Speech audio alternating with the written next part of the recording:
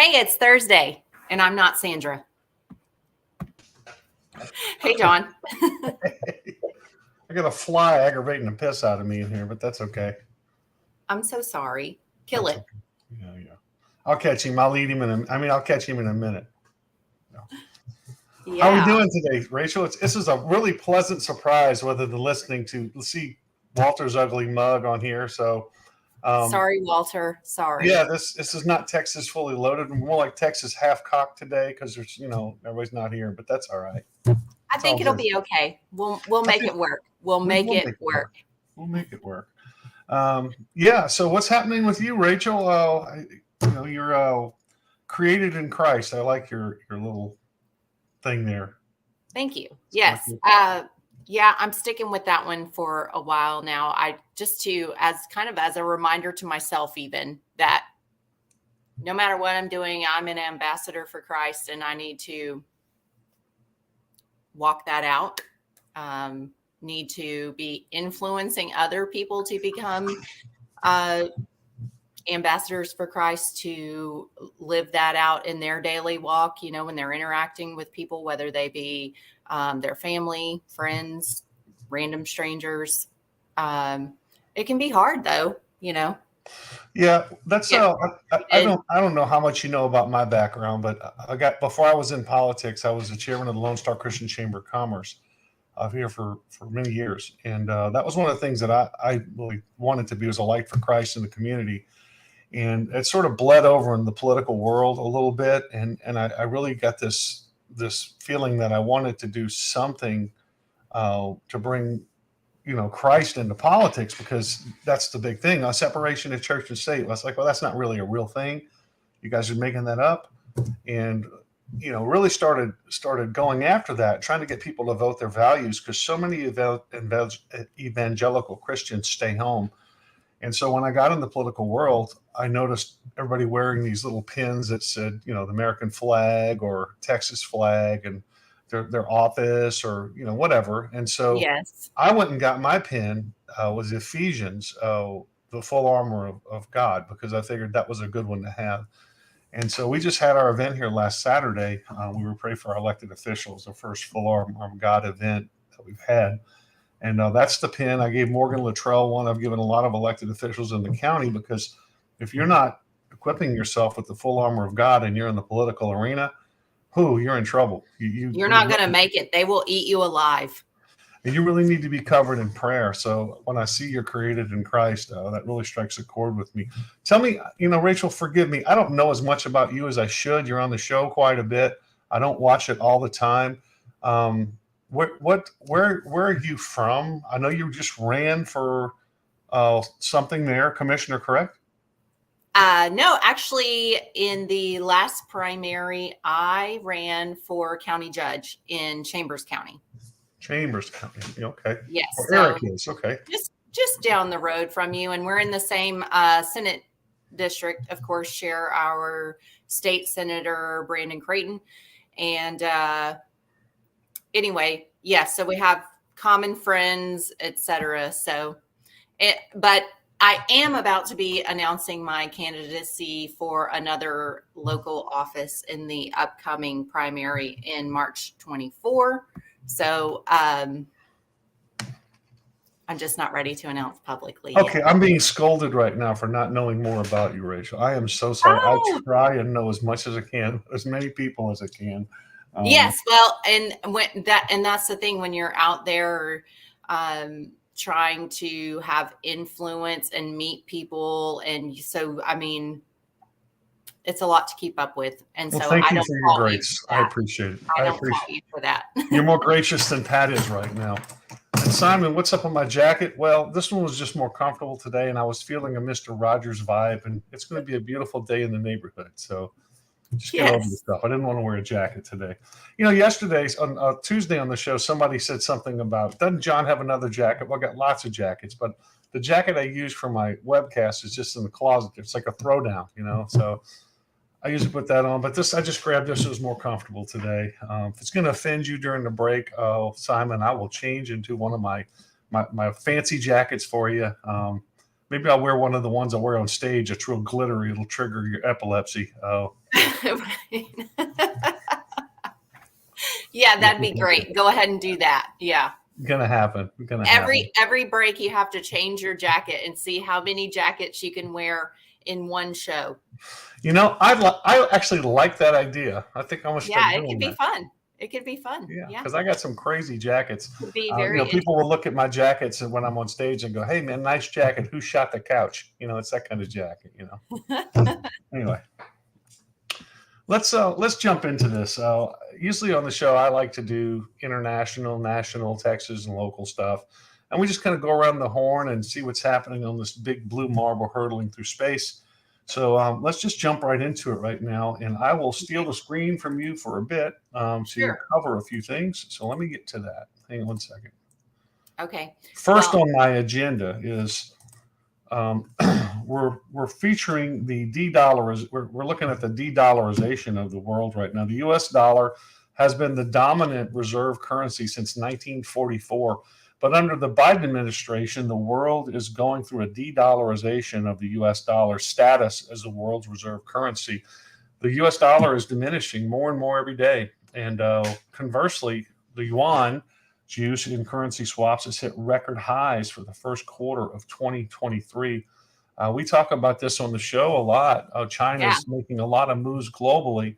And replacing the U.S., they're a long way from replacing the U.S. as the reserve currency, but they are making progress. And it's in some ways reminds me of the fight to save Texas, because the rhino good old boys will say, "Oh, we're red, we'll always be red," and they're not paying attention to the incremental gains with that Project Lift and that the Democrats are doing. And when you see 46% of the vote in the presidential election go to the Democrat in Texas, you go, that's a little too close for comfort, guys. What do you think? Am I off base? I saw that report that for the first time that that the yuan has surpassed the dollar in in trade. So that it's a number, it's a fact, it's not speculation. So we have more countries that are interested in coming on board with the BRICS exchange program.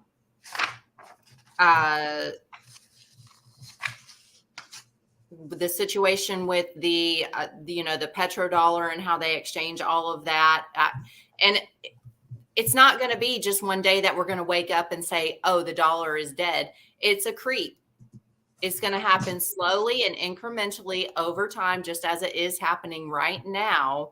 And some people who have their heads in the sand are going to wake up one day and say, oh, but the rest of us who are paying attention, we're watching it play out in real time. We see it. Yeah, here on Texas Fully Loaded, we talk about it a lot. You see Australia right now is making overtures towards China to increase their trade participation with China. A lot of the countries in this world are doing that now. Russia's alliance with China is also quite alarming, because you get the two of the three most dominant powers on this planet now that are conspiring and working against the United States, while also courting our allies. And when confidence in the U.S. is down, and it is right now because of the feckless Biden administration and all the bad decisions they make, your allies, they look to strength. They're looking for strength, and they're looking to protect themselves. So if the United States isn't going to be the strength that it was and be the leader that it was, they're going to seek refuge somewhere else, and that's what we're seeing right now, and it's pretty scary. Well, even the strength and the economic strength, because when our economy collapses, then we don't have the buying power to influence in the world. Our people are not going to be able to buy stuff, so nobody's going to be able to want to trade with us. So that takes away that leverage that we have been using. It's going to be a huge problem. And then what do you think is going to happen when we call and say, hey, buddy, remember that money you owe us? Yeah, well, China's actually you all over all these years. Yeah, China's doing more than that right now. They're going to an electronic currency controlled by the government, and they're even putting expiration dates on some of it. So if you're a government worker, they can't even afford to pay their workers in China right now. So imagine just making up currency, this online currency. It's backed by Imagine nothing. that. What's that? I said, Yeah, imagine. yeah. Sounds familiar, doesn't it? So they're paying their workers with this currency note, this online electronic currency that expires. So they're forcing them to spend this money as quickly as they can. And what's the trade? I mean, what's the dollar for electronic yuan value there? I mean, Whatever they say it is. well, there's no. My point is there's no Yeah. benchmark. There's no nexus for that. No. You're right. And it So- can vary from one day to the next. And like you said, has an expiration date. So, okay, you get your paycheck every 2 weeks. So you better spend everything that's in your account before the next paycheck hits, because you lose it. Use it or lose it, right? Well, a funny thing happened on the way to the poorhouse, and that is the GOP won some elections and took over the House majority. So what are the Democrats doing? Well, they're circulating a discharge petition right now to bypass the GOP House majority and bring a bill to the floor for a vote on increasing the debt limit. Their discharge position needs 218 votes, so you'd have to have 5 Republicans vote with that in the House. They would have to sign the petition along with every single Democrat. Now, I got to say, I have to admire the Democrats in this way, because they stick together and they use every parliamentary trick available to push their agenda, while Republicans don't seem to be able to accomplish much of anything, even when they hold the majority in any part of our government. I mean, I think about Obamacare, I think about the border, immigration, election integrity, reining in spending, reforming entitlements. The list goes on and on. I mean, we can vote them into office over and over. They don't get anything accomplished. And then they run again saying, hey, vote for us and we fix all this crap we didn't fix in the first place. Meanwhile, the Democrats are just running up and down the field because they're joined by a handful of Republicans every time they want to pass some major issue. Let us fix the problem that we caused. Well, look, I think America's pissed off and tired of tax and spend Democrats, but I think we're just as fed up with print and spend Republicans, and it needs to stop. And you do have a few principled Republicans standing up there in the House. A few. You saw this in the McCarthy debate with Gates and Lauren Boebert, who, by the way, just filed for divorce. I saw. Lauren Stop! Boebert. No, John, you have wrecked a family. You home wrecker. Did you really just go there with me? It's so funny. Yesterday, when she filed for divorce, it's not funny she filed for divorce. I don't believe in divorce. When she filed for divorce, I actually had somebody text me yesterday and say, it's your lucky day, Lauren Boebert filed for divorce. I'm like, stop it. How terrible. And I can't imagine that her being in Congress benefited her marriage. No, I was going to be funny That's today. sad. I was going to be funny today and put my big coat on with the hood with the fur thing around it and saying, I'm here in Colorado. But I said, nah, that's too campy. I mean, just the disgustingness, the stress, the tension, all of what goes along with being a representative in our government. Mm. I can only imagine the weight that it would put on a family. I mean, just myself, just running for office was, added an extra layer of stress on our family. You want to trade lives with me for a week? No, thank you. Yeah. I mean, but being nasty stuff these people come after me with. Right. Exactly. People saying disgusting things about you, about your family, about your spouse. I mean, and that's just on a local level. So I can only imagine what it is at a national level. Just disgusting. Speaking of disgusting. Right on cue. What are you kids up to? We're talking about you, Lauren. Yeah. Well, I noticed y'all were talking about the State House. Were y'all by chance looking at what's happening in the FBI committee right now? the committee hearing? The weaponization? I have not seen that yet. What's going on? No. Yeah, so live on YouTube right now on Jim Jordan's committee, you can see the FBI whistleblowers are going after, and they're exposing how the conservatives were being targeted. These are actually FBI agents that were pulled off of cases like child sex trafficking and human trafficking cases. Real cases. Yeah, real cases, and then placed upon the FBI list. We've actually had some of our most staunch conservatives in Montgomery County just this past week were called in to the FBI and asked questions about things, and they were. It's funny who they were. It's there, and John, you had it spot on. The Democrats have a great game because they stick together, whereas the Republicans, it is what it is.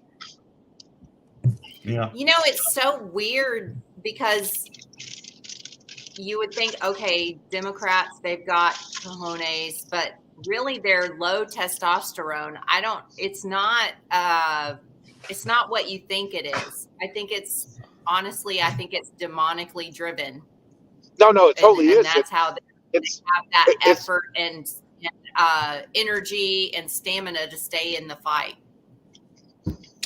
Yeah, but look, the Democrats, they have their own rules, and they don't care if they don't like the rules, like the gun laws that have been passed federally. Illinois comes out and they say, a court in Illinois says, well, we're still going to ban, assault rifles. I just don't know what the hell that is, to be honest with you.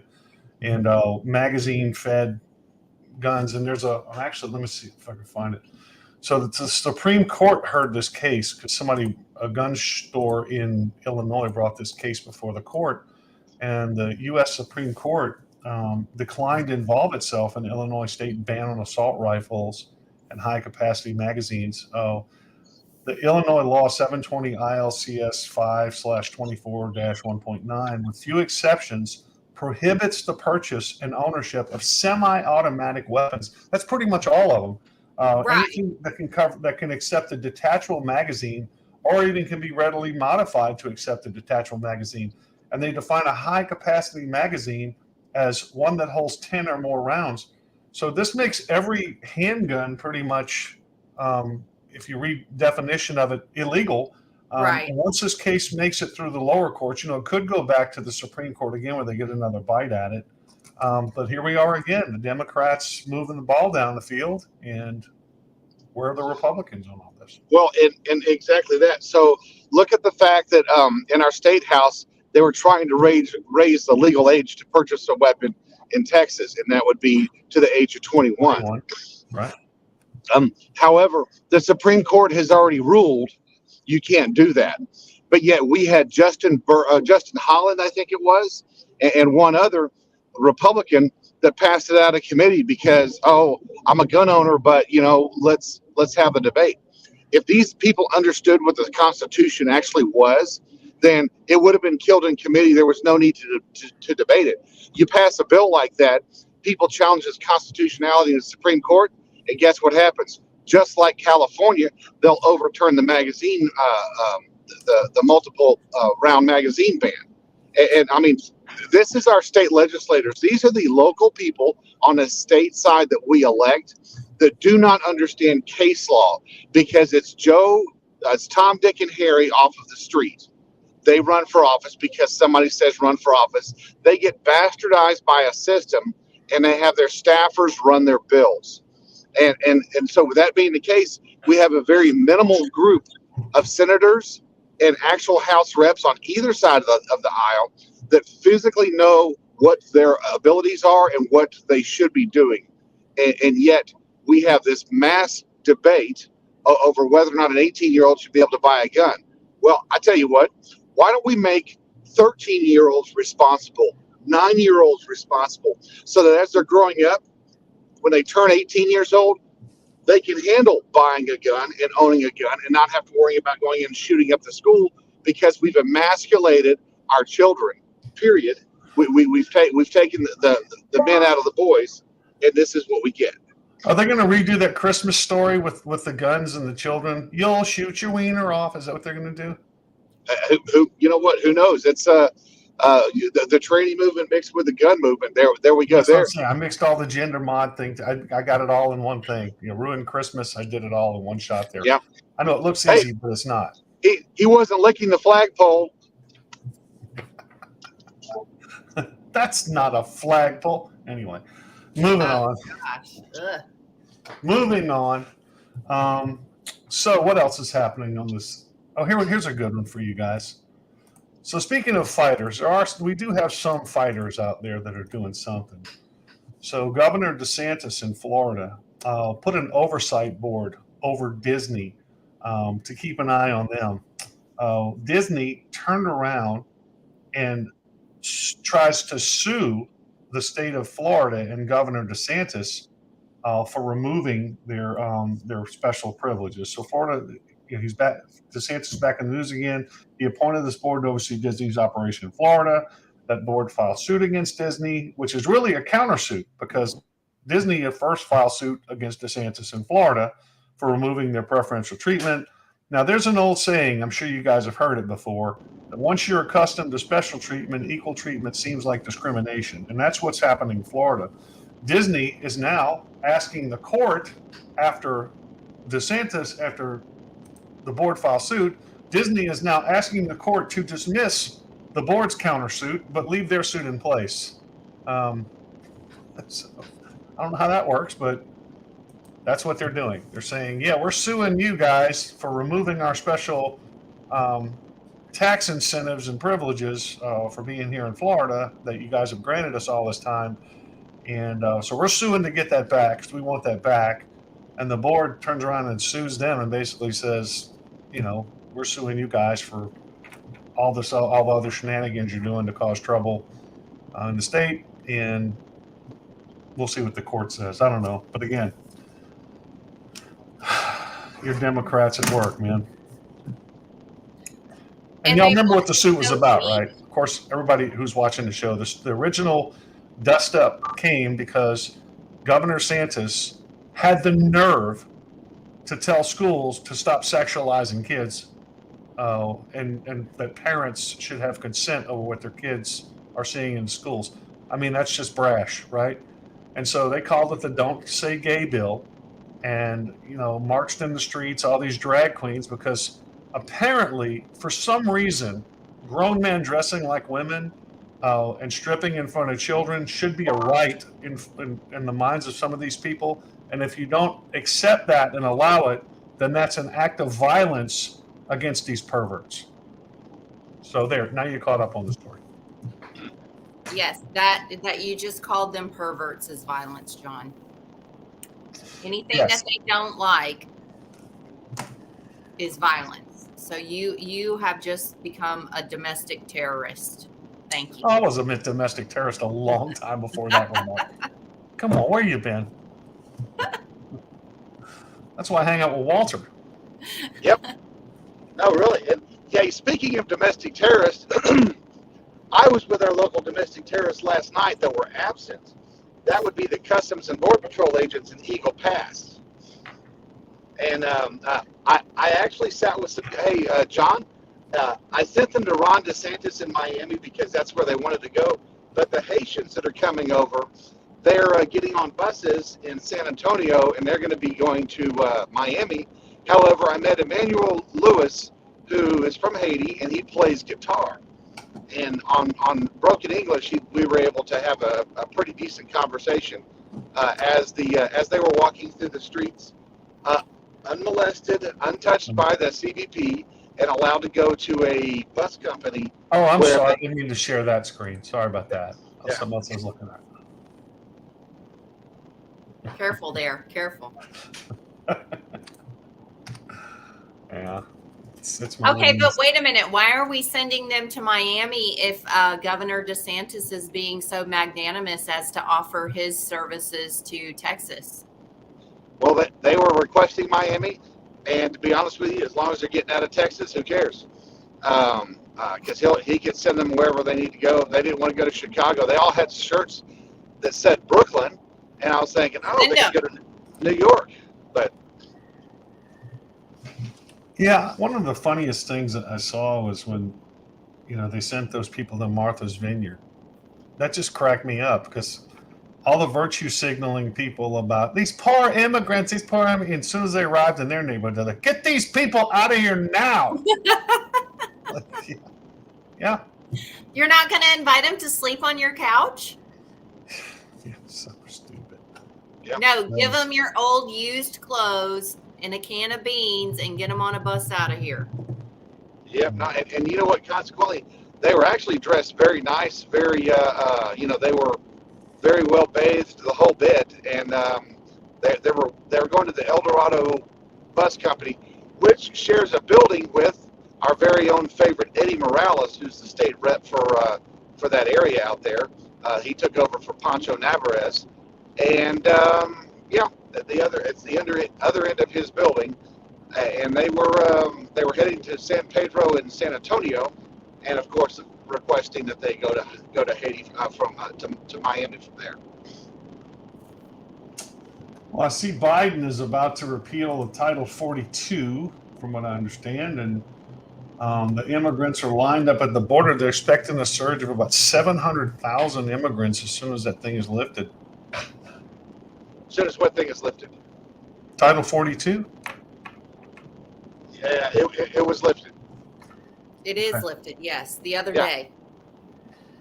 Well, they're expecting, as a result of that, I thought I said 700,000 or whatever. So how does the gentleman from Haiti get over to the mainland? Can you answer that? Well, he walked across an Eagle Pass, Texas. Now, keep in mind, they had several down in Brownsville. I talked to Mike Banks early on. He's the border czar, of course. They were able to put the wire up and keep them out. However, the ones down in Brownsville, they were able to keep they kept like 2 people out. No, they kept thousands out actually down there. So that meant they had to go through Border Patrol.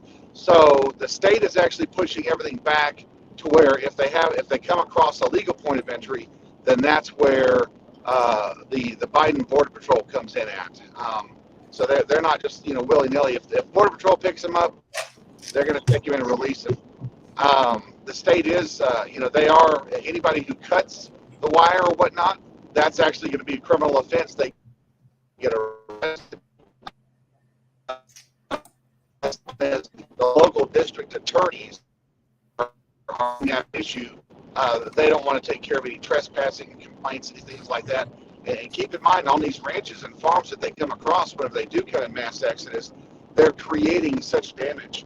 I've got a friend that I've just recently made that owns a lot of farmland, and he's lost in the millions of crops for this. So we actually now have a food security issue as the illegals come through his land, whether he's got no matter what crop it is. So we've got a food security issue on top of that, because where they can't allow animals to come and touch the crops, now you've got people with TB and chicken pox, and that's been confirmed in El Paso when we were there. So this whole thing is a hoax. The state is, if these guys would quit playing around with the HB 7, HB 20, whichever one it is, we need to get Mike Banks what he needs and get that rolling forward. As a matter of fact, he's actually stated, I think he's once he gets to do his own press conferences, he's going to come on Texas Fully Loaded and give us a rundown on all this. Okay, but are they going to be able to actually repel people, to stop people from entering? Because I think short of that, I don't care. I don't care what they're doing if they're still letting people come through and come in, whether it's through any random place or through a port of entry. I want the flow stopped. I want a dam. A dam what? Stop. A damn country back. Hey, you know what? At this point, I just want my state back. So I'm just wanting Montgomery County back. Right. I mean, and I got I-10 running right through the middle of my county. So how much traffic we're getting through here? Oh, Rachel, they used to smuggle cocaine into your county. Used to? Yeah. Yeah, Used to. the CIA, the federal government, they used to smuggle cocaine into your county. Everyone knows about that back in the 80s, the Iran Contra stuff. Yeah, y'all were the first stop before Clinton. I like I like Hooray. I like Kinky Hey, Friedman's border plan, the generals plan. You take these hey, retired Mexican generals, and you give them each a section of the border, put millions of hey, dollars in their hey, bank account, hey, and tell them every illegal crosses on their section, they get $100,000 withdrawn. You'd shut hey. down So across.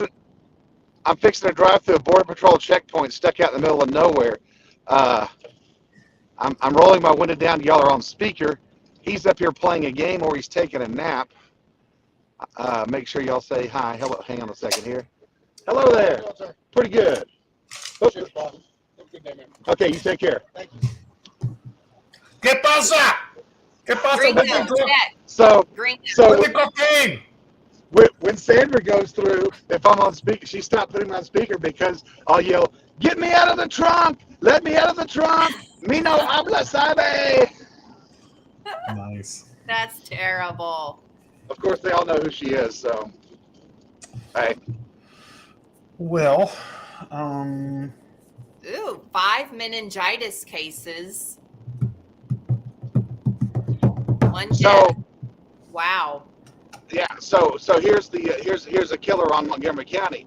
So on June 1st, Sandra and I will be with the sheriffs up there in San Jacinto County to help put that county at ease. We've been asked to come in and do a border report. There's other sheriffs that are going to be coming up into Cold Springs on June 1st there, and she'll be putting up an advertisement over the next coming days for it. But this is going to be so that people in our area, and because they had that mass killing up there, it's so that people in our area can actually find out what's really and truly happening. We've got permissions of certain people in the state agencies to put out some things that we did in conjunction with them, and then of course, obviously, we're going to put our own out. But at the same time, John, you made the statement you want Montgomery County back. That's why it was important to make sure we were taking care of the border, because the border has come to us. Luckily, we've got a sheriff in Rand Henderson who has been able to send guys down to the border. They've been down there working under Operation Lone Star, in places where the Texas Rangers have failed. And as we have seen the illegal immigrants, the illegal aliens that are living in Plum Grove to the tune of 100,000, that's our neighbor. That's your Montgomery County. And they're also living in Montgomery County. all right, well, we are going to take a commercial break. So you want to take us into the commercial, Rachel? You know how to do that? Give me 1 second. We ready? Okay, we'll be right back.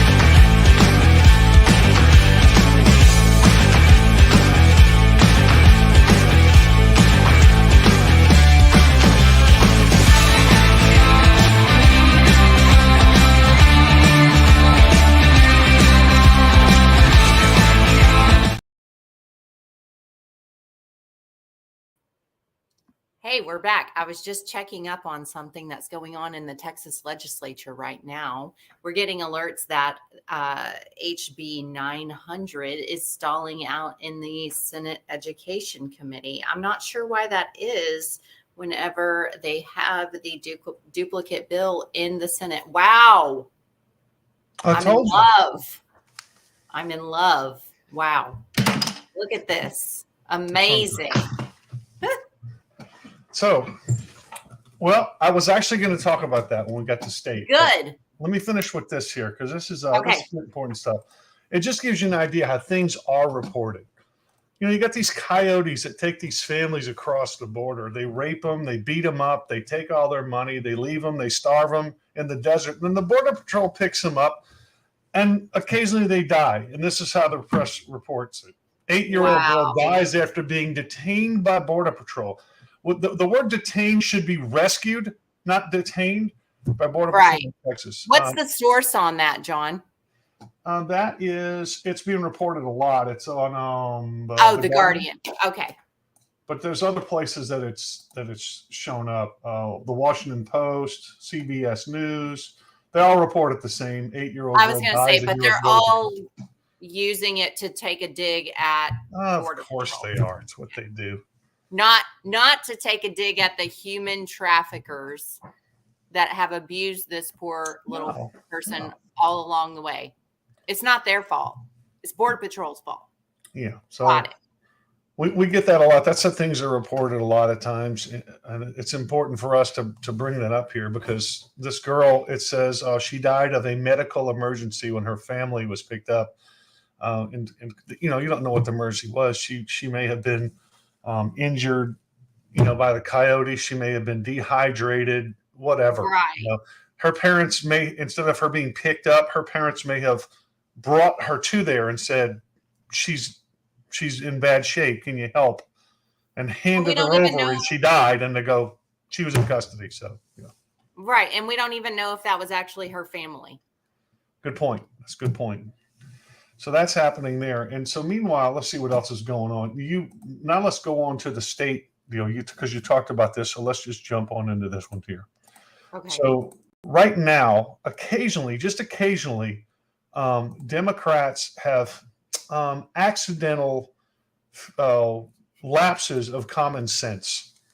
And so Sean Theory is a Democrat. She's been censured now by the Democrat Party in her home district of Meyerland, Texas, because she voted for SB 14, which is the ban on gender modification. That's the gender modification is a nice word. It's child mutilation is Correct. What it really is. And she also voted to support HB 900, which Rachel just talked about a second ago, which would remove pornography from the school libraries. Now, SB 14 has passed out of the Senate and House, as I saw. I looked at the progress today. It looks like it's waiting on the governor's action at this point. Right. HB 900 is stalled in the Senate right now. So you can take action on that right here. Grassroots America is calling for We the People to take action now on HB 900. They want you to call the Senate, your Senate Republicans, and tell them to let's get this thing going. Here's all the numbers for all these people. Mhm. We'll put them up on the screen for you. So start calling these people and telling them you want HB 900. You want to get that passed. So I'll give you a couple seconds if y'all want to hit Alt print screen and keep that. Or heck, I'll do this. So let's do this. Yes, yes. Put it in the comments. Call these people and tell them, to pass it without amendments because they're trying to amend it and water it down. That's unfortunately how the game is played. So that there might be a good bill, and then they water it down with a bunch of amendment, which makes it meaningless. Right. And then they'll pass it and say, well, we passed it. Well, yeah, removes all the teeth so that there's no consequence for not following. What comes to mind when we talk about this was the election fraud bills, where last time they stripped it from a felony down to a misdemeanor. And I sat through the elections committee. I talked to Alan Vera before he passed away. I was there before that, and I was talking to him about this because Democrats are in there screaming and crying, and I just wanted to yell out in the middle of this deal because Democrats are going, well, that's a little bit harsh. That penalty is just way too harsh. I'm like, well, then don't commit the crime. I mean, you're telling everybody we want to commit the fraud, but we want the punishment to be such that it's palatable. So can y'all lower the penalties so when we commit fraud, it's not as bad? That was the argument they were making. It makes sense, John. It makes sense. Yeah. Because that then ensures their job security. Because next time they're going to fix it. Next time when you reelect me, I'm really going to take care of it next time. Yeah, it was fun to watch these people stand up. There would be a bill that would say something in plain English, and these people would stand up and try and they would testify that it meant the opposite of what it said, because they knew this was such a crap bill that they couldn't pass it by telling people what it actually did. HB 4636 is a great example of that. They stood up. This bill is simply to keep felons off the ballot. No, it's not. Absolutely, you could have did that on. You could have altered people like us off the ballot. You could have altered section, was it 1635 of the election code or whatever it was? I can't remember the section. 165 of the election code, which has to deal with eligibility. You could have fixed that instead of writing a whole nother bill to convert the county parties into dictatorships controlled by the guys with a lot of money and influence. You could have did that. But you knew it was such garbage, you had to stand in front of this committee and say, look, this bill, all it does is clarify things and keeps felons off the ballots. Sure. That takes some brass, that really does take some brass. That thing died an unceremonious death, died unceremoniously, which is good. Thank goodness. Yeah. Thank goodness. But again, just like I think it's 1585 that the ladies and I were talking about yesterday, how they're trying to keep people from making political speech without being, a registered political action committee or filing reports and paying fees. And it's just ridiculous. It is ridiculous. They want political speech chilled. Well, now, maybe I'm wrong, but isn't there a First Amendment right there to make speech that the government shouldn't be infringing upon? Well, didn't the president say that that those are not set in stone? He did say that, but he also said he's very much in favor of judicial suppression. So, I mean, you got to measure those two.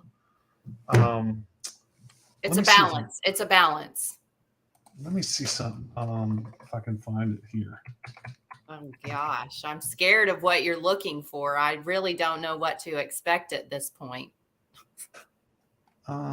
Did you see the video of Senator Fetterman? That's what I'm looking for. Oh yes, we're on the same page. Oh my gosh, this guy! Wow, how is this?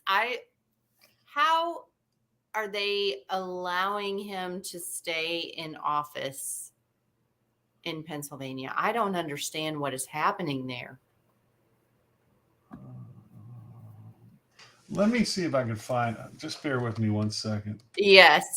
So It'd be worth watching. I want people to see what. Yes, Danny, it is broken. It is broken. But you know what? There are people that care and that are willing to step up and get in there and try to fix it using good governance and prudent governance. I was watching or listening to a podcast before we came on this morning talking about just that, because the only other choice is not the choice that our country wants, I don't think. No, not the choice that most of us would support at this point. So that's why we're here today. That's why you come and listen to this show, because you believe that too, that we can put the right people in there and create an environment where even the wrong people are forced to do the right thing. That is my mantra right now, is to create an environment where even the wrong people are forced to do the right thing, because we can't replace everyone. And that's something that we talked about yesterday on the show as well with Miss Patty. And I was talking about the fact that I support term limits, because you get these people in office, and as an incumbent, it is so difficult to get them voted out. And unfortunately, our electorate is not informed enough to necessarily make a good quality decision when they go into the voting booth to choose a candidate that is actually going to do what they say they're going to do and actually going to live up to the state constitution, the federal constitution, stick to their principles and their morals. You have to create an environment where even the crappy people have to do the right thing. Well, good luck with that. Check this out. This is John Fetterman asking a question, I guess. You guys, you can't even tell. You can't even tell.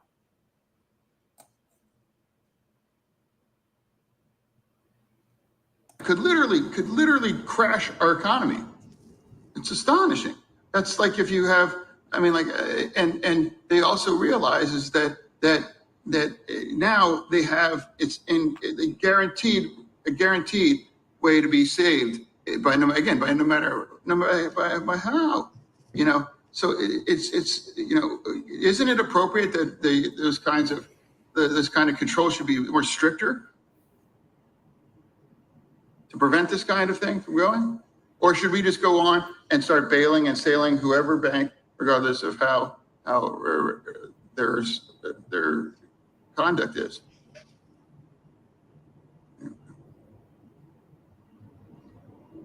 You know, I'll give you an example. The Republicans want to give a work requirement for SNAP. You know, for a hungry family has to have this kind of penalties, or there's some kinds of working required.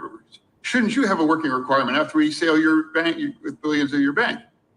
Because they seem to be more preoccupied than SNAP and requirements for works for hungry people, but not about protecting the taxpayers, you know, that will bail no matter whatever does about a bank to crash it.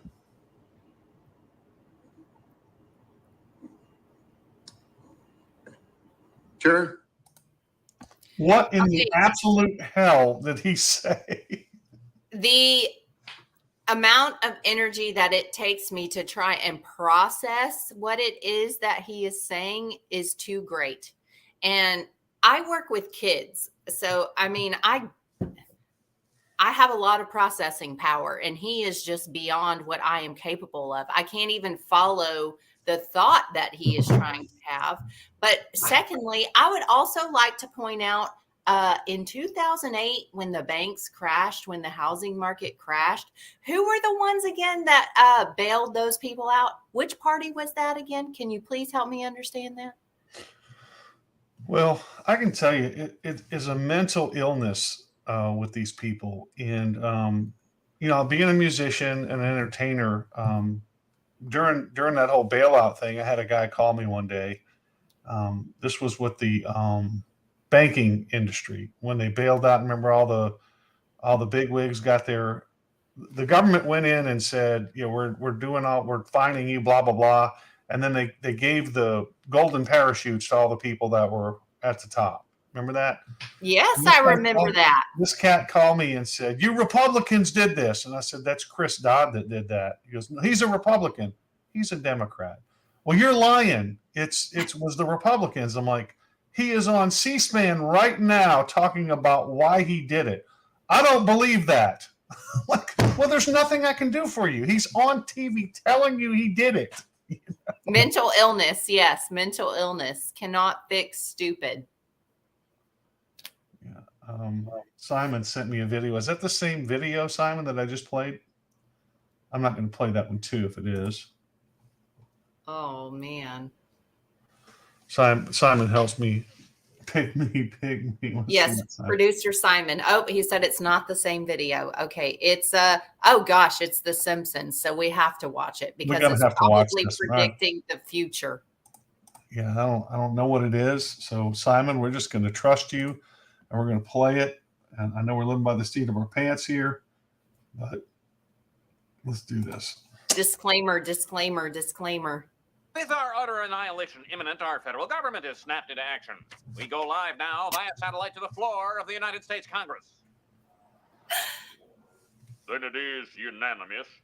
We are going to approve the bill to evacuate the town of Springfield in the great state of... Wait a second. I want to tack on a rider to that bill. $30 million of taxpayer money to support the perverted arts. All in favor of the amended Springfield/pervert bill? Bill defeated. I've said it before and I'll say it again. Democracy simply doesn't work. It's perfect. It's perfect. The perverted arts. Yeah, I don't want to get in a big argument about convention of states on this show because that would go on forever. It's like arguing against school choice. Yeah, I said those words. What a mess all that stuff is right now. And Rachel, that's all a trap for us conservatives. Oh, yeah, no matter which way you spin it, it's a trap for us. Yeah, I sat on the education committee at the state party, and philosophically, I'm in favor of school choice. My mother was a teacher, my brother was a teacher, my wife was a teacher, my wife is a teacher, and the problem you have is the classrooms are so unruly that there's no discipline. There's nothing to be done to these kids that disrupt the class. They mainstream kids that shouldn't be in the mainstream, and all because of political correctness. You got some kid in the back of the room who, bless his heart, he doesn't know where the hell he is. He just moans and screams out the whole time, and disrupts the class. It drags the educational system down. And if you're a parent and you try and argue against this, they've set up a system within the schools where when my son was in the public schools here, he would come home and tell us these horror stories. And my wife went up to the school one day and she went to the classroom. She said, "I'm here to observe." And the teacher said, "You need to get a pass from the office." So she went to the office. She said, and she was honest about it. She goes, "Hey, the teacher said if I'm going to observe his class, I need to have a pass." So they gave her a pass. So she goes into the class. She walks in the door. Things get quiet for a second. It's like a scene out of a movie, barroom brawl, stuff thrown all around. And one of the kids goes, "Who are you?" And she goes, "I'm just here to observe." And he turns to the rest of the class. He goes, "She ain't nobody." And they just start going back to do what they were doing. The teacher's sitting up at the desk reading his Harlequin novel or whatever the hell he's reading with his feet up.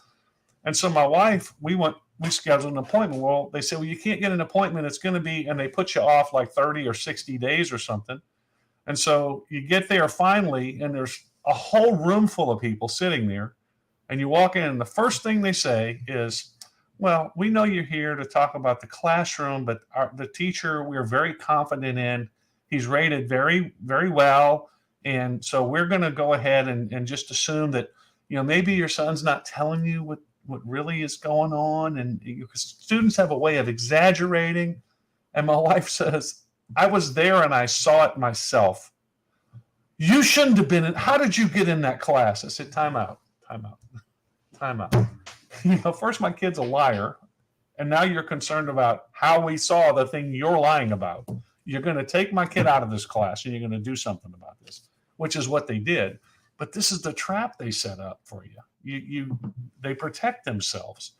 And this is why I went to Austin to testify against tenure, because I think that's the biggest BS thing ever. If you suck at your job, you should be fired. I mean, it's a pretty simple deal. It's only in government, though, because in the private world, if you suck at your job, you get fired. If it's a government job, you can't get fired. It's a right to not get fired state. I don't know. Well, look, it's not just upside down that, but it's not just Texas. I'm from Louisiana. Right. And there's a teacher I knew in Louisiana, a school administrator actually in Louisiana. And when Bobby Jindal, the governor there, was trying to remove tenure and the mandatory cost of living increases and trying to make it a merit-based performance system, the teachers were pissed. And they were out there in the streets and marching and, Jindal's this and Jindal's that. And I had to ask this person, so what's the problem? And it was explained to me by this teacher that I know very well, that I grew up with. They said, oh, well, you don't get it, John. Most people took that job because of the tenure, because they knew that it would be job security. And they knew that they would get these raises. I was like, well, what about the poor educational performance of students out of Louisiana? I mean, what y'all proud because y'all shot ahead of Mississippi and you're gaining on Arkansas? I mean, you guys are in the lower part of educational outcomes in the United States. And I swear to you, Rachel, this person looked me dead in the eye and said, it's not about the kids. The educational system's not about the kids. It's not. It's not. No, this is about our job and our job security and our chosen profession. And had we known that they were going to do this, we'd have never become teachers. I'm like, that's why. If we knew we were going to be accountable, we never would have signed up. Yeah, that's why our students are screwed right now because of you guys. So I have very little sympathy for that aspect of it. I think I do have sympathy for the teachers in the sense that, you got kids in school threatening them, beating up other students, and you send them to the AP's office and they turn right around and send them right back to, there's nothing we can do about it. Right. And I have sympathy for the teachers who can't even really teach because all they're allowed to do is go by what's going to be on the STAR test, which I was telling someone the other day. I think that the way that teachers are allowed to teach, it squashes children's natural curiosity, natural bent to learn, to absorb, to want to learn. But the way that teachers are allowed to teach, it doesn't nurture that. It doesn't grow that. It's like it's just turning them into robots. Yeah, Simon, you're not wrong. These teachers would love their job if it wasn't for all those damn students. That's the problem. If we could just get these students out of here. It'd be a perfect job. It's freaking students. But that's also because parents aren't doing their job at home. There is this just happened yesterday. There's a school in the Houston area, and I got to be careful what I say. I don't want to say too much because I don't want to get anybody in trouble. The school in the Houston area that the water didn't work. The water was down yesterday and was going to be down for 2 days. Oh no, you cannot.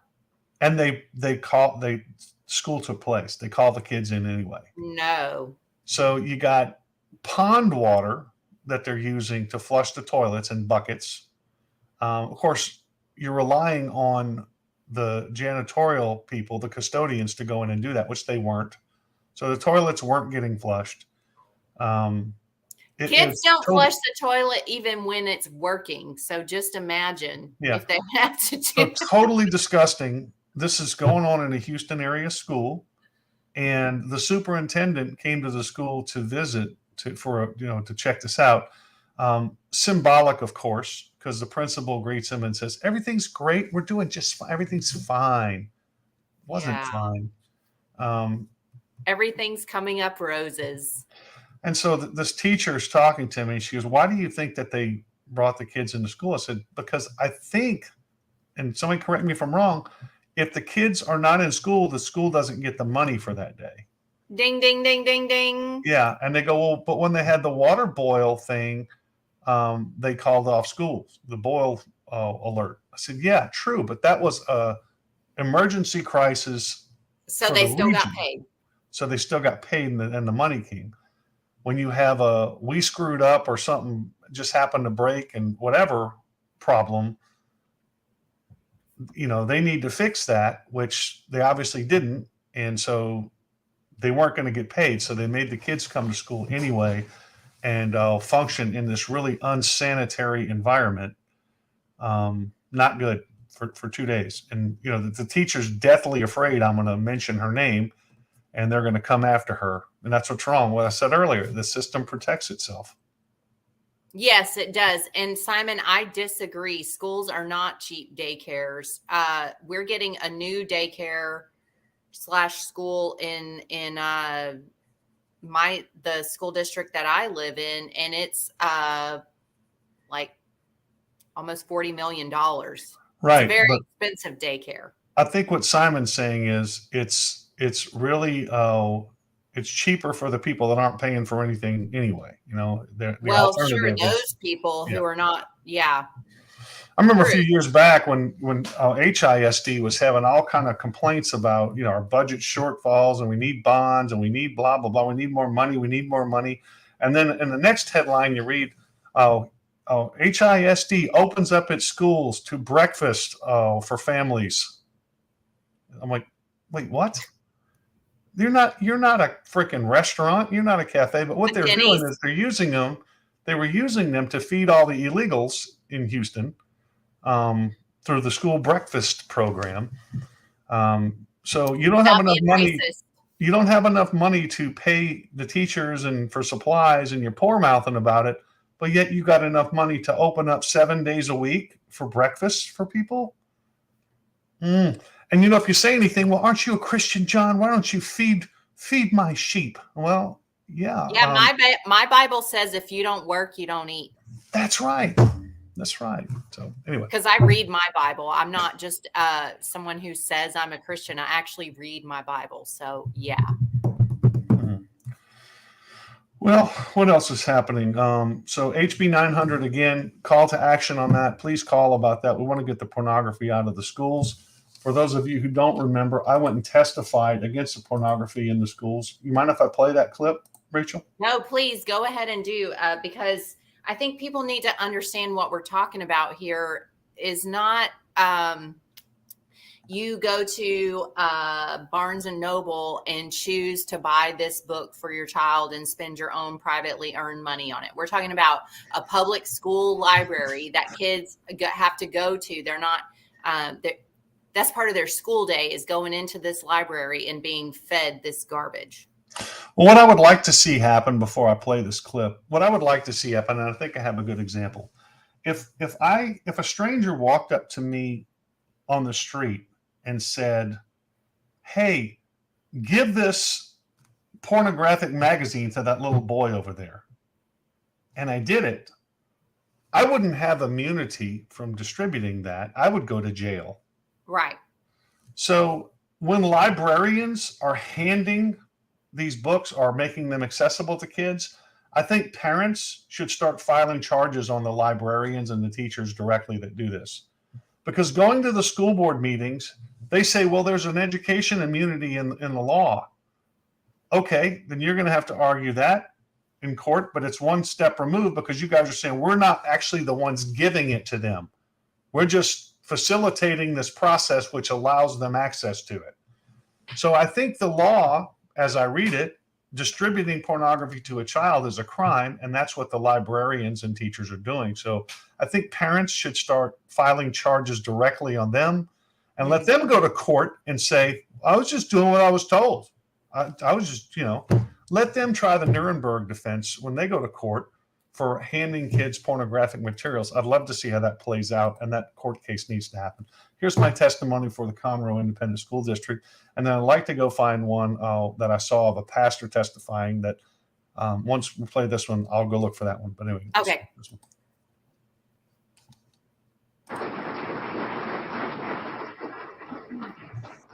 John Boucher.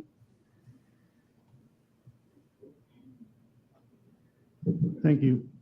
As all those young people were introduced earlier, they're just amazing young people. They deserve so much better. We should be modeling ethics and morals for these people and pouring into them for the future. They deserve that.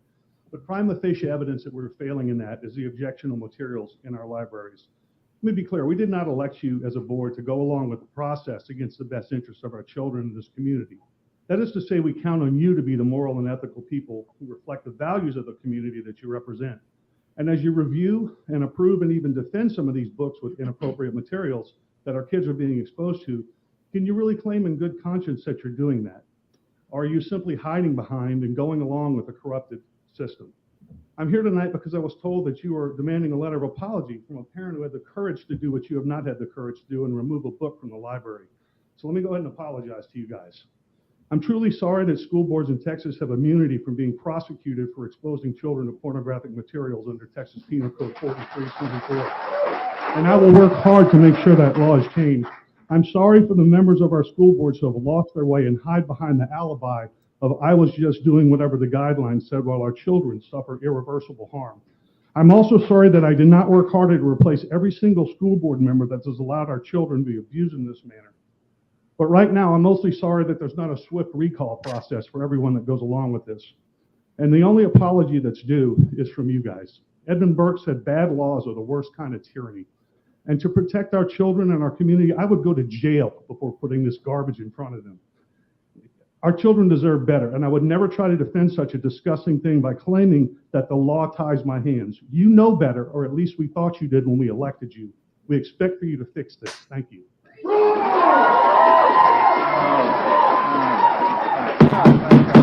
That's enough. This is not a sporting event. We're having a meeting here. So That's my favorite part with the guy. They got mad. They got mad because they didn't get applause. Yeah.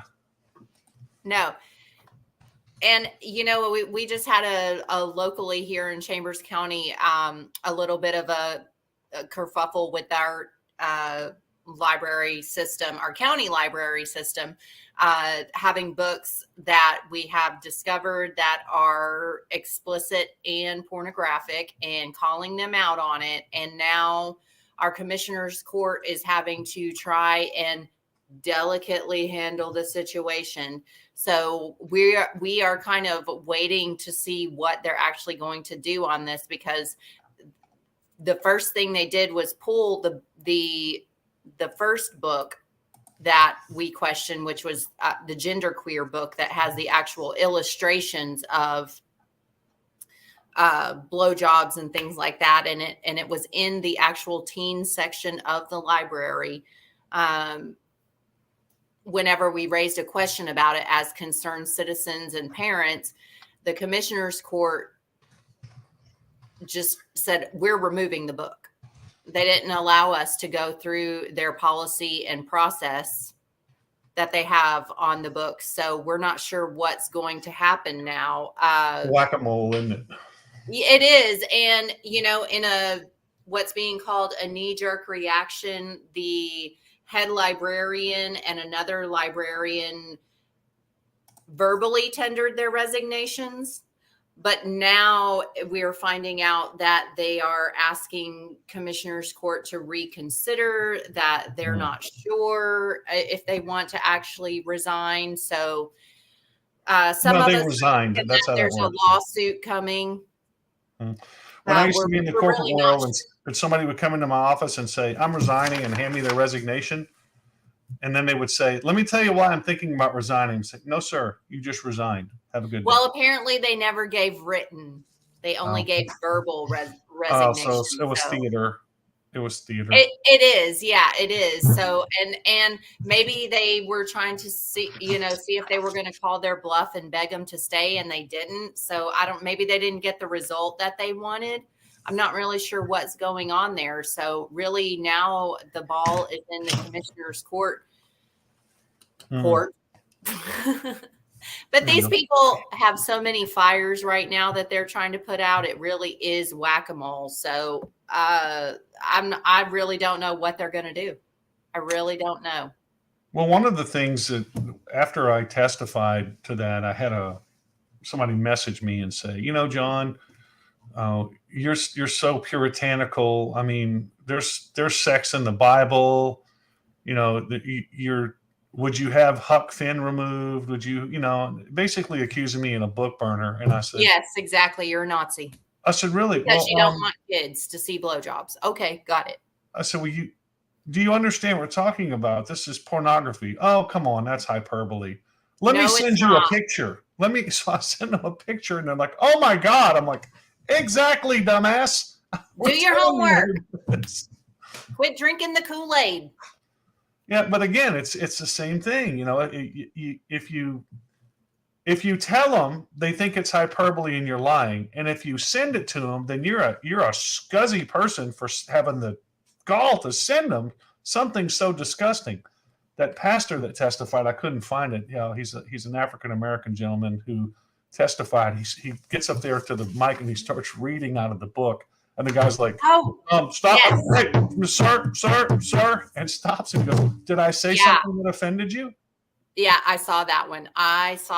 And that's exactly what it is. And that's what we did at the library hearing is one of the other moms, she had a large size printout of that scene in the book made.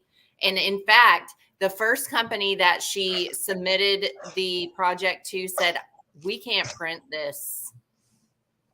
Yeah. This is pornographic. And so she had to use another company to get it printed. But what we did is bring it so they could see it's in your face. You cannot deny that. You cannot deny what this illustration shows. Well, the only way to stop it is what I said. If you worked in the corporate world, you know that everybody is either a kiss ass or a save ass for the most part. And well, that's just the way it is. And it is true, yes. And if I'm a librarian and up the ladder, they're saying, yeah, we're going to distribute this pornographic material in your library. That's what we're going to do. And then the police show up and handcuff me for distributing that. I'm going to look to the superintendent and go, what? And they go, I don't know anything about it. That's on you. That's what they're going to do. So once a couple of them go to jail for this crap, then it'll stop. I promise you it'll stop. I said about a year ago, I was on this show and I said, if everybody keeps asking me what I want to run for, what would you run for? Well, the most powerful position I think I could run for would be county sheriff. Because yes. I guarantee you, I would force the issue. I would walk into that school board room with the books on a cart. I'd push them in front of the deal. And I'd say, I want to let all of you know that you're all under arrest for distributing pornography to children. You can fight me in court over it. I'm happy to have that day. Here's all the evidence. It's going to be logged right now. You need to put your keys and all your stuff on the table. The deputies are going to come handcuff you. We're going to haul your ass off. We're going to put you on trial for this and let the community decide. That's what needs to happen. Or when our county commissioner says, hey, we're locking down the county. We're putting a curfew out. And if you come out of your house, I'm the sheriff of that county. I go, hey, I'm just going to let you know, commissioner, county judge, if you try and enforce that in this county, I'm going to arrest anybody who tries to enforce it. I don't care who it is, state, federal, local, whoever you send to try and enforce your unconstitutional curfew will be arrested, and you will be arrested as well. Yeah, but our sheriffs don't. Either they don't understand the authority and the power that they have, or they're complicit. Well, they're It's political. hard to find real They're sheriffs political. that are constitutional. I love our sheriff. He's a friend, but it's a political position. And somebody told me, well, John, if you did that as sheriff, the first thing to do is strip your budget. I'd say, great. I just need a microphone and a camera in front of the press. Hey, I want to let you know your county court is putting your safety in jeopardy.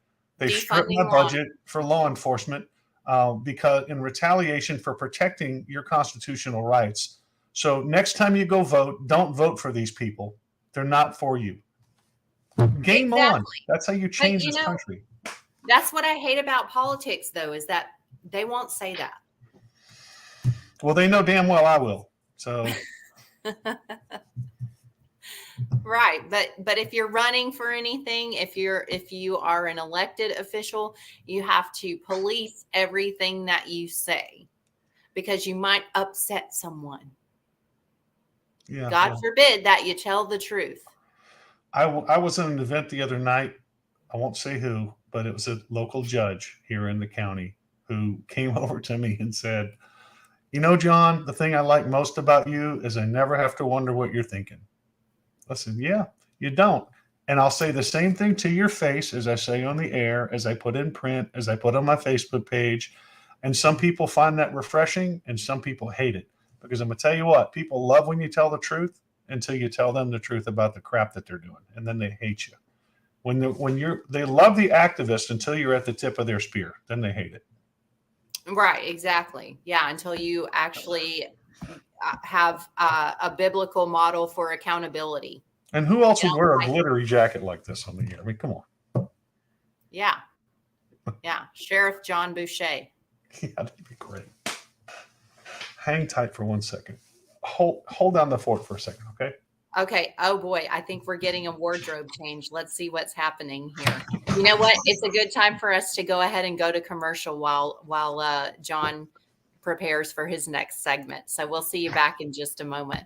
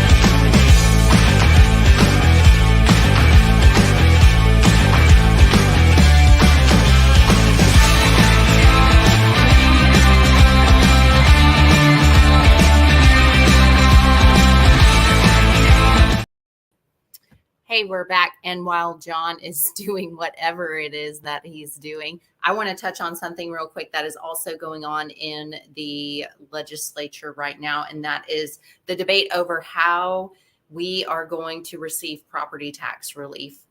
It looks like they have come up with some new numbers over in the House, and they have approved a homestead exemption up to $100,000. Hello. And the appraisal increase cap to 5%. So they basically said to the Senate, we see your homestead exemption, and now we're going to raise that homestead exemption. So maybe we're going to get a tit for tat here and actually get some real relief as they try to outdo one another. What do you think, John? I think you have a better chance of winning the lottery, is what I think. We see this every election cycle. They go, hey, we lowered your tax rate. And then they raise your appraisal by, 40%. And you're writing a bigger check. And at election time, they go, I lowered your taxes. No, actually, you really didn't. And I will, hey, look, shout out to Tammy McCrae, our tax assessor here in Montgomery County. I like to give credit where credit's due. I covered on the show a couple weeks ago. They sent me a tax bill on May 2nd telling me that if I paid it by May 1st, I would avoid a penalty. And because I don't own a time machine, that became really impossible. How very gracious. Yes. And when I went to the tax office, they go, well, gee, John, that's because we just transferred that property over into your name, and those things were delinquent a long time ago. Well, okay, that doesn't help me. So they send me over to the appraisal district's office, and they say, you need to go over there and get them to write you a letter telling you how they screwed up. I said, what do you think the chances are that's going to happen? Come on, you're wasting my time. That's all we can do.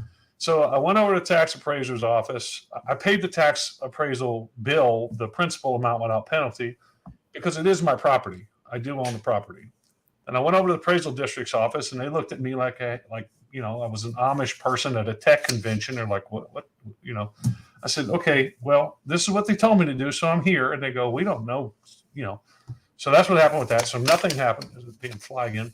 So nothing happened with that. So then I went back to I wrote my little letter to the tax appraiser's office, the tax district office. I said, this is why people are frustrated, because you guys do things like this, and everybody does this, and you waste a lot of time. And it's even funnier than that, because they just transferred the property into my name, they didn't send me an appraisal amount for my property. And so the 15th is the last day to protest your taxes. But being a realtor, at least I know how to look that up. So I looked it up. But had I not been a realtor, imagine my frustration when they're telling me, okay, here's the 16th, here's your appraisal. If you want to protest it, you got to do it yesterday. That kind of thing. But so Tammy McCrae, back to her. I wrote the letter to the appraisal district and the tax office, and I copied Tammy McCrae on it, and she fixed it like that. She said, yeah, you're right. This was a screw up at the appraisal district. We transferred it late. They transferred over to us late. Your taxes are paid in full. You were correct to pay the principal. Thank you. We consider this matter closed. So God bless you, Tammy McCrae. We need more people like you in government that can just cut through all the BS and stop pointing at hurdles that people are going to jump over, because it's really frustrating and an incredible waste of everyone's time. So thank you. Yes, and why can't they just empower the people that work in the office to do that? Why do you have to go all the way to the top to get something done? It's ridiculous. When you registered for college, do you remember? I didn't go to college. Oh, well, when you register for college for the first time, the first college I went to was LSU, and things are not right in one spot. At the time, you had to go to each building on different parts of the campus and go in and register for stuff, and they would sign your paperwork. It was a nightmare, and everyone you would go to would point you to a different one. Oh, I can't do anything for you. You need to go to the further, and it was like a joke, Yes. Well, some of my friends played football at the school who I played football with in high school. They were shocked to know I was even at LSU, and I was like, yeah, I'm here. And they, you're not playing ball? No, I'm not playing ball, dude. I'm done. And I said, I'm just trying to sign up for my classes, man. They're giving me a hard time. It's pissing me off. So Mac Barriant, who was a backup quarterback at LSU at the time, he goes, let me see your paperwork. And he takes it and he goes, and he gets his pen out and he writes Abdallah on the bottom, because everybody who was doing the approvals were these Mideasterners. And he goes, they don't check that crap. Just go pay for your stuff. So basically, the backup quarterback at LSU approved all my class load. I took 22 hours that semester. It was a nightmare, but I got through it all. Got out with honors. It was good stuff. But yeah, so that's what I get the feeling like whenever I'm dealing with any government entity. People don't want to do their job, and they just say, "Oh, well, gosh, we can't do anything here right now because you didn't go do that." And you get over there, they go, "I don't know why they told you that. That's ridiculous. You need to go back over," and it's back and forth. This is the nightmare we deal with. We need better people. We just do. We need to elect better people. Right, but you don't have to get better people because they basically have tenure. Well, this is my granddaddy's job and my daddy's job, and that's my job. Exactly. It's my family legacy to be in public service. Well, and that's how they sell it. You just summed up why these people don't like me in this county, because I throw a wrench in that. I actually want the best candidate for the job. Yeah, you too. I know it's stupid, huh? We just want the best candidate for the job. It's crazy. Imagine that. Speaking of warriors, mighty warriors, I was looking for a picture of her. If I can find one. Hang on a second. Kathy Ross went to be with the Lord. Kathy Ross was a mighty warrior for the cause, and she is no longer with us. This is her with Walter. Kathy was an amazing lady. Her service is going to be Monday, May 22nd at Cashner Funeral Home, located at 801 Tees Road in Conroe. There will be visitation at 9 a.m. and the services will be at 10 a.m. And I'm honored that I was asked to speak at her service, so I will be speaking there. She was a dear friend. I'm just going to tell you, I get a lot of credit in this county for being a principal conservative who stands up against bad stuff. I'm a midget towards what she is, or she was, or what her legacy is. She was so inspiring. She was so strong. She would call me behind the scenes because she knew that I had the gravitas and the will and the courage to go do things. But she was the eyes and ears and the heartbeat. She was an ideas person. She had a heart for everyone. She was just an amazing, strong warrior. And those are some incredibly huge shoes to fill.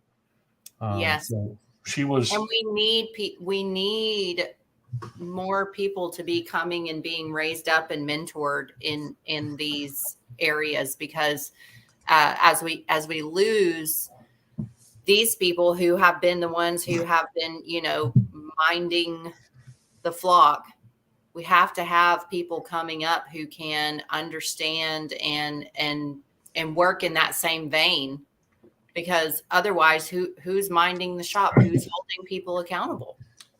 Well, and you got to be careful because they try to destroy you, as you know. Yes. And I've always had a gift for going right back at people on stuff. I had one of them come to me one day and said, "You got $200,000 in gay porn money to fund your campaign. Prove you didn't." I was like, "You're a pedophile. Prove you're not. You want to play this game?" And so then the guy runs around and says I call him a pedophile, which, I just told him to prove he wasn't. That's the game you guys want to play. So we get that a lot now too. Is here's a ridiculous allegation. Prove it's not true, and you spend a stupid amount of time. So I just turn it around and I don't even answer them. I just say, you know what? You made the charge. You prove you have to prove it's true. It's not my responsibility to prove it's not true. But meanwhile, why don't you go ahead and prove that you don't beat your wife? You just turn it right back around on them, and they hate that. Yeah, right. Exactly. They try to make you chase your own tail. Yeah. And and the stupidity, there was a gentleman here. He actually ran for Congress, if this isn't frightening. During the height of all of the fake Republican groups here, and I'm going to talk about these rhinos in a second, because you'll appreciate what's going on next. But he stood up in the CEC meeting because people were calling out this group for stealing the Republican brand.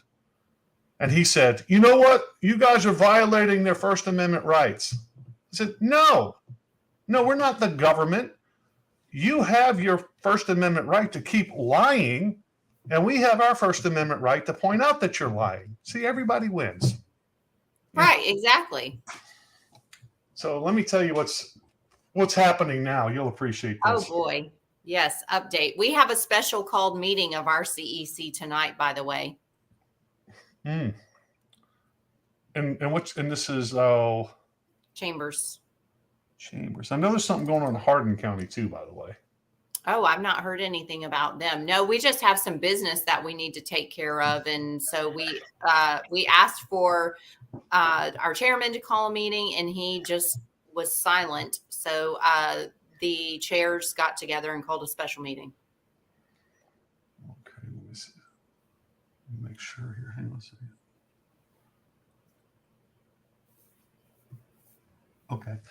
Okay, so what's going on is our chairman has started a fake Republican Party. He has liquidated the party assets. He has closed down the headquarters. He opened up another thing that he calls the Republican headquarters. And if you go Google search Montgomery County Republican headquarters, it comes up to his clubhouse. So he does this back and forth thing where it's our clubhouse. It's ours. And you go, okay, so then we need to figure out where we're going to do a headquarters. No, this is the Republican headquarters, he tells the voters. So it's kind of back and forth on that. But he did register it with Google as the Republican headquarters while claiming that it's just his clubhouse. And when we had one of our members show up there the other day, he said, his wife said, y'all are not welcome here. So it's not a Republican headquarters, it's their clubhouse. And so now they're trying to have a fundraiser to raise money, and they're going to do it on the legacy of Wally Wilkerson, who Wally Wilkerson was the chair for 55 years here. Okay. And they're saying, continue his legacy and work. The problem with that is Wally Wilkerson was vehemently opposed to groups using the word Republican in their name to endorse candidates, which is what these people are doing. So they're standing on Wally's grave to raise money. Now, here's where it gets really interesting.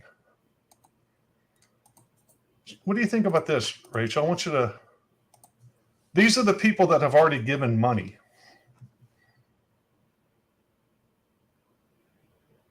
What do you see there? I circled in red. That is the Republican Party account that they were using for the Victory Committee. So now they've closed down the headquarters.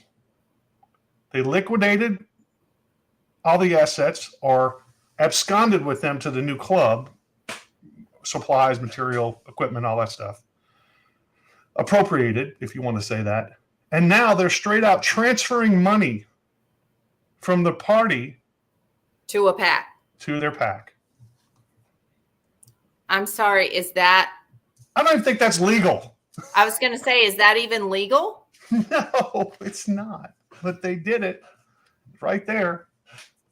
And so at this point, look, this should not be called a legacy fundraising event. It should be called Rhino Palooza, because that's what they are doing. Right. Only one name on their little group of donors surprises me. And, these people are not focused on getting out the vote in the general election. They were fighting against conservatives when Ted Cruz was fighting against Beto. They were out there fighting against us, in the nonpartisan races. They don't give a crap about keeping this county red. They never show up in the general election. They want it purple. Well, he actually started a webcast called Purple Politics. Yeah, our chairman did. Yeah. They never show up in the general election. Everybody knows it. They just raise money to sustain their club, and they promote their chosen candidates in the primary against Republicans. Now, by now, you'd have to be living under a rock to not know that Brian Christ and his wife have hijacked the local Republican Party here, and they're trying to pass off their Republican PAC, their Republican Club PAC, as the official party. So if you're giving money to them at this point, you're a damn fool, okay? Or you're a coward because you're afraid of how nasty these people are, or you're just as corrupt as they are. That's right. Your only choices. But either way, you're part of the problem. Yeah. So I just want to let you know, that's what you're doing. So at this point, you're either too stupid to hold office, you're too ignorant because you don't know what's going on, or you're just as corrupt as they are. Which all puts you squarely in my crosshairs Because people like you shouldn't be in office. I mean, Right. you shouldn't be. So Immoral, unprincipled people have no business being in office. yeah. It's like I said, only one name on there surprised me, and I understand why he's doing it to some degree. But I don't know which name it is. I'm not familiar I'm enough not going to with say. politicians, but But the rest of them reads like a who's who of Rhinoville. All of them do. I mean, none But why of the would names that on person want to associate themselves with the others then? Well, I was looking at this deal because on one thing that they posted, that his name was on it, but on this one it's not. Oh yeah, it is. It's a bottom. It's in one of them. Yeah. Hang on a second. Yeah, I'm not.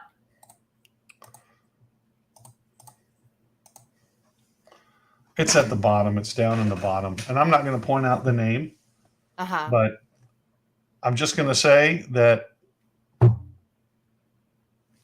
you really need to rethink that because you're going to lose a lot of support, and all these people that you think are your pal and gonna back you up, they're not.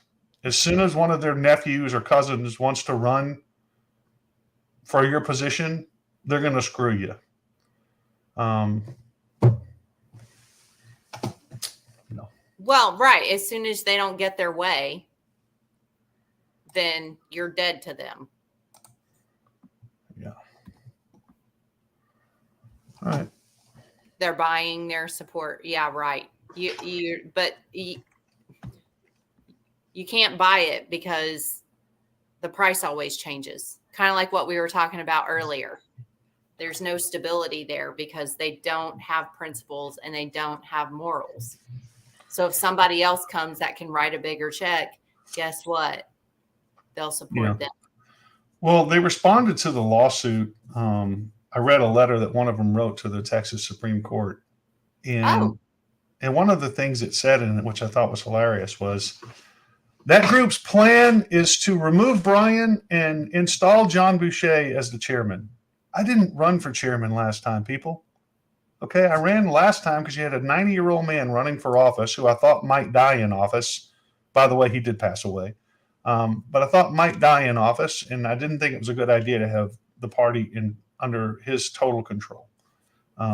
Took a lot of heat for that, but in the final analysis, I was right. I didn't run for chairman last time, so all this crap about me wanting to be chairman is ridiculous. Hell, I've tried to resign as vice chair how many times now? I'm just here to serve.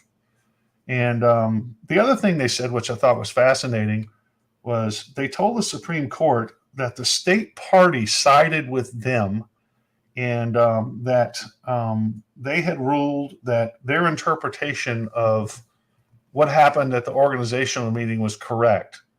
That never happened. It's patently false. Yeah, that never happened. But that's what they do. They try and lie their way to the next point. A great example of this, when Brian Christ wrote a letter to Ginger Russell and told her to stop holding up this sign that said that his wife, Brian's wife's PAC, the Republican Voters Texas PAC, had been condemned for dirty electioneering by the Republican Party. That was a true statement. The sign was 100% true. Brian wrote her a letter and said, "You are to cease and desist. I'll use all my power as chairman of this party to stop you, blah, blah, blah, all legal authority, yada, yada." You have no power. Yeah, and no, sir. And copied an attorney, one of these rhino attorneys out of the Woodlands on the letter. And so in the CEC meeting as the vice chair, when that happened, I turned to the chair in official session. I said, "Sir, did you consult with the party's legal counsel before you sent that letter to precinct chair Ginger Russell?" He goes, "Yeah, I did." Now I'd already talked to legal counsel and the assistant legal counsel. So I knew he was lying, but he then said, "I got a 2-page letter from our legal counsel right here, our party's legal counsel." I was like, okay. So after the meeting, I called the legal counsel who wasn't there at the party. I said, "What the hell, man? You told me you didn't give him this advice. He didn't consult with you." Because he didn't. I said, well, then why does he have a 2-page letter? And he goes, oh, he's got a letter. That was from over a year ago. That's a different letter on a totally different issue. I haven't talked to him about this at all. A letter. Yeah. But He's like, not. son of a bitch. This little guy lied to me in front of the CEC to get off of X. What a worm. So then we had a meeting, a steering committee meeting a couple of days after that. So I said, I'm going to go after him on this. So he's in the steering committee meeting. I said, Chairman Christ, you told me in the CEC meeting that you had talked to legal counsel about this issue, and that was not true. I've talked to legal counsel and assistant legal counsel. You did not talk to legal counsel. You testified falsely in front of the CEC, and I want to know what gave you the authority to do this. He goes, oh, no, I talked to legal counsel with the state party. I misunderstood you. I was like, who did you talk to at the state party on their legal team? Which lawyer? He said, Jen Hall. I said, okay. So I get off, meeting's over. I call the chairman of the state party. I go, hey, I need to talk to attorney Jen Hall. She's not an attorney. Right. She's just on the staff. Yeah. Like, son of a bitch. That guy just keeps lying. Just to get off the spot. And that's their MO. They keep lying. Can you understand if his mouth is open, a lie is coming out? Yeah, I had somebody call me a couple of days ago because again, a member of the officials committee went to the new Republican Party headquarters that you Google search, went to it to see it. And they pull up in the car and Kristen Chris comes out and says, y'all are not welcome here. And so I was like, well, that's shocking. I mean, they're advertising it as Republican Party headquarters. They call it the Welcome Center. It's right there in the name, guys. It's literally called the Welcome Center.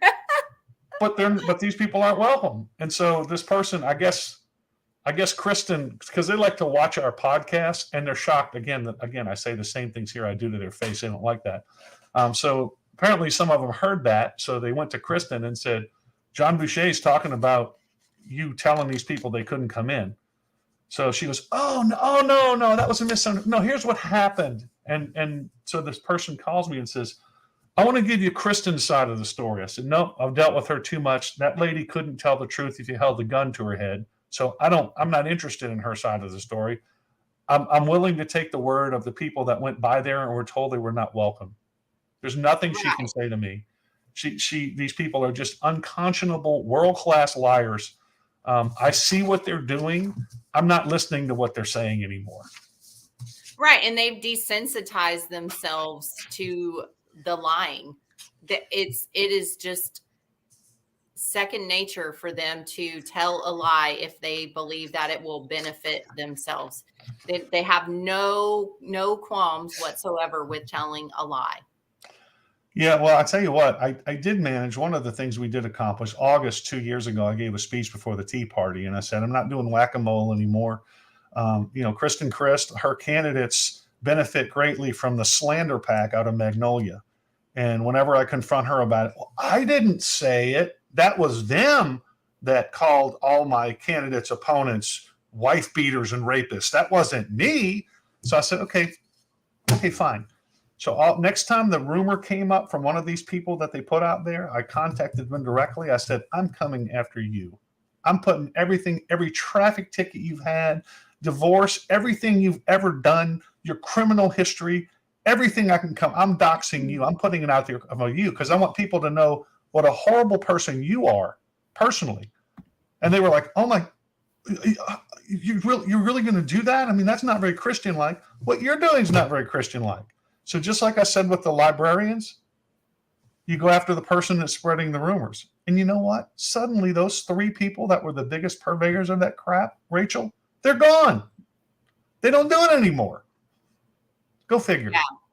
Yeah, you know what? I really cannot stand when people try to say that is not very Christian-like. That is one of my pet peeves when people try to use your faith against you and say, oh, well, that's not what Jesus would do. Okay, tell that to the money changers. Yeah. Tell that to the Pharisees, because I'm not buying it.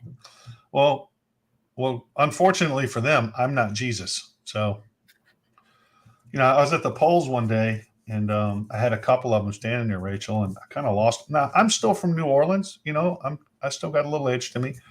And I had him standing there telling voters, he's a liar. He's a scumbag. I mean, right in front of me while I'm talking to voters. He's a scumbag. And Wow. one lady's like, "How do you put up with this?" I'm like, "Well, I mean, it's just what happens." So when the lady walked away, I turned to him. I go, "Guys, where I'm from, you get your ass kicked for stuff like that." They're like, "Well, you're threatening us?" Yes, I am. I am. And Ginger Russell came over, and one of the guys was bald headed, and she goes, "What's going on?" I said, "Mr. Clean here is about to get his ass kicked."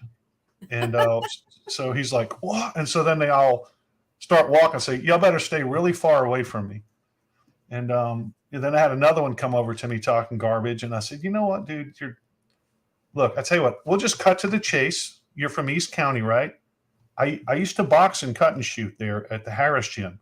I'll meet you over there and we can get in the ring and I'll bang out a tune on your fat, stupid head. I'm 6'3". I'm 265 pounds. I got fake teeth and scars all over my knuckle. I mean, are you really going to try and intimidate me? I mean, I will beat the hell out of you right here in this parking lot." And they're like, "Oh my God, John's so mean." Like, you guys keep pushing the buttons. What do you expect is going to happen? Right. Well, and so you're not allowed to defend your own honor. Okay. Yeah. I'm just not the one. Like I said, I'm not Jesus. I'm a believer. I'm a flawed human being. But if you're going to try and be a bully, I come to other people's defense quicker than I defend myself. You start messing with my friends, watch what happens to you. But I just can't deal with these people. They're just the worst kind of people. And as soon as you crack back on them, they become victims. I call them cry bullies. That's where the term comes from. They're cry bullies. Anyway. Right. And then they expect you to just stand there and take it. Yeah. Okay. Yeah, I don't do that very well. Yeah, no, thank you. No, thank you. Hard pass. Hard pass. Rachel, did I remember you do some sort of self-defense? Is that right? Yes. Those are that's my black belt certificates right there in the cabinet right behind me. Yes. I do have a black belt in integrated martial arts. So the best from several different styles. And my son actually is a black belt as well. So I am not afraid to get physical at all. Okay, well, good. See, I was about to give you a hard time. I don't want to get my ass kicked. How embarrassing that would be. Right? Yeah. If I would, come over there and kick your 6'3" butt and punch you in the fake teeth. We could sell. Well, they're capped. I mean, they're not totally fake. I